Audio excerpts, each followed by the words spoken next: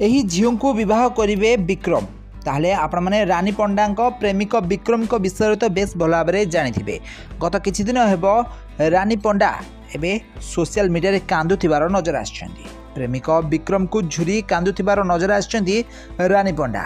विक्रम को से दीर्घ 8 वर्ष हेब भल पाई आछंती, हेले एबे विक्रम तांकु धोखा देई अन्य जन झील सहित विवाह करिया को जाउछंती। तो यही कारणरू एबे रानी पंडा बहुत दुखरे थिबार नजर आछंती।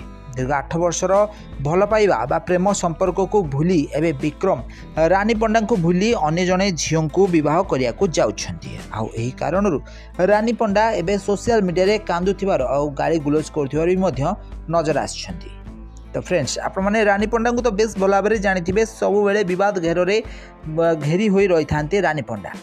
से यात्रा जगत रे हो बा बॉलीवुड इंडस्ट्री सबु बेले तांकर अभिनय ठारू अधिक चर्चा रही थाए तांकर विवाद।